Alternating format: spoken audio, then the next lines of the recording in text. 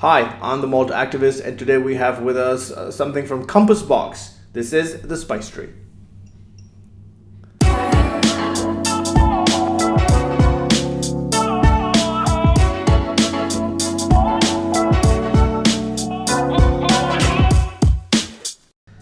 If you know even a little bit about me, you know that I'm a huge fan of Compass Box, and especially Mr. John Glaser, their whiskey maker, who's turned the world of blending whiskeys upside down on its head with just some amazing creations. I love him for that.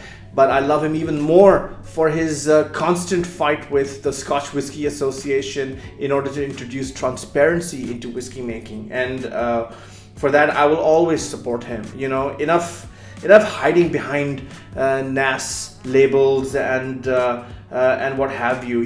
Give us all the information. That's what I say. And this is why I will always be a huge supporter of anything that comes out of Compass Box, good or bad. Luckily, most of the stuff that comes out of Compass Box is very, very good. As is this particular dram that we're trying today, the Spice Box. Now, this is bottled at 46%, and it has an interesting little story. So Spice Tree has had many editions until at one point the Scotch Whisky Association said you have to stop doing what you're doing, because that's not how whiskey is supposed to be made, and you're bastardizing everything that we have written in our rule books. So Compass Box stopped producing Spice Tree for a while until they figured out the best way to make sure that they weren't pissing the SWA off, and so they came back with this particular formula. What I would like to do is first read off the label, which throws definite shade at the SWA. So here you go. The Spice Tree. A long time ago, we created a rich, bold Scotch whiskey called the Spice Tree. Unfortunately, due to its avant-garde method of oak aging, we were compelled by the powers that be, this is italics by the way, to discontinue production. That's SWA if you didn't get that. Undeterred, we worked with our Cooper friends in both France and Scotland to develop a new hybrid oak cask that would allow us to achieve similar results, but in a way that would be acceptable to even the most conservative of observers, Scotch Whisky Association, if you didn't get it the first time. And voila, the Spice Tree was resurrected, matured using custom-made casks with French oak for the heads and American oak for the body. Very cool.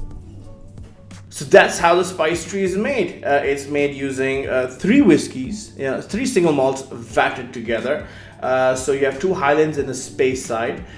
So the two Highlands are Clynelish, of which you have 60%, and you have Teenich, which is roughly 20%, and then finally you have Deloraine, which is a Speyside whiskey, of which you have 20%.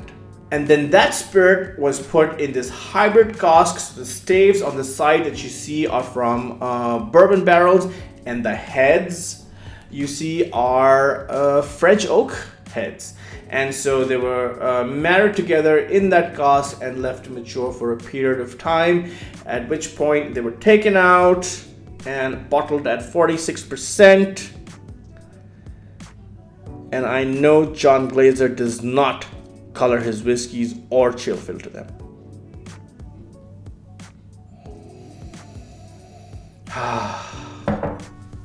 Yes, I can tell the French oak immediately. That fortified wine influence is so obvious.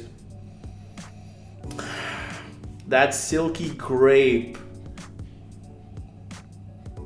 that mango, tropical fruits, lots of honey, so much honey everywhere. Quite malty, very cereally, quite grainy as well. Sweet, soft caramel, hint of butterscotch, milk chocolate.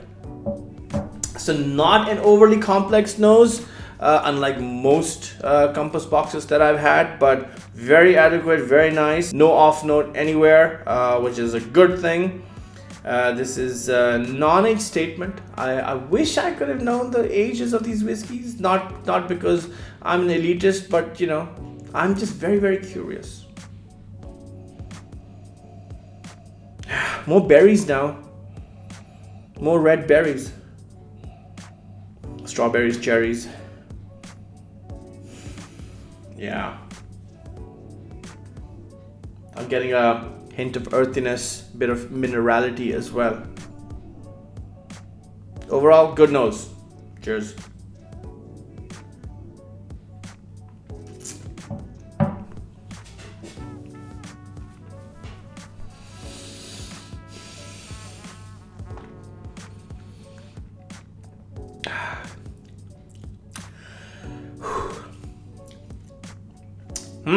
Okay. The delivery is not as strong as I wanted it to be. Quite medium to light bodied. I would have liked this to be spicier, maybe higher on the ABV. It's quite sweet. It's more on the sweeter spectrum than it is on the spicy, woody spectrum. I think it would have done with a nice extra 4% maybe, you know, served it at 50% ABV. Having said that, I understand when blends are created, they're created for a specific, flavor profile, and I think that's what this whiskey is delivering to, that particular flavor profile, which is a let's sit down and chill and have a conversation and sip on this.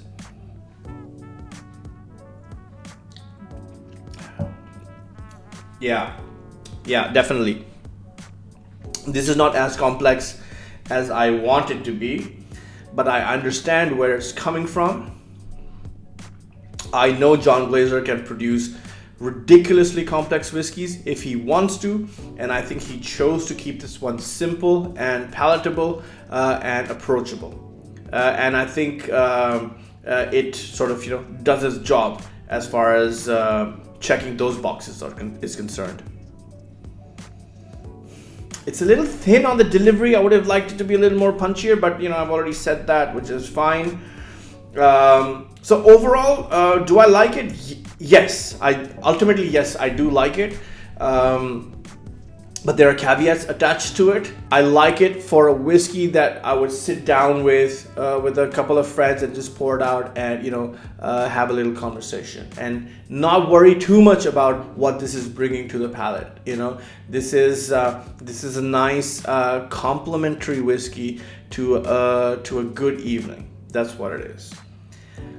On its own, with very, very critical minds and analysis, it falls short on the complexity level for me and on the delivery and mouthfeel. But as far as the flavors are concerned, I think they're generally quite balanced, but definitely leaning towards the sweeter side of the spectrum.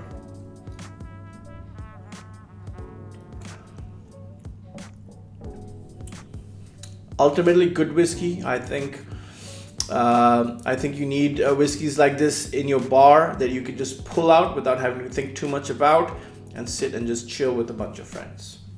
That's what this whiskey is for, and it does its job, and I'm happy about that. So thank you for joining me for this whiskey review. I'm the Malt Activist. Until next time, peace.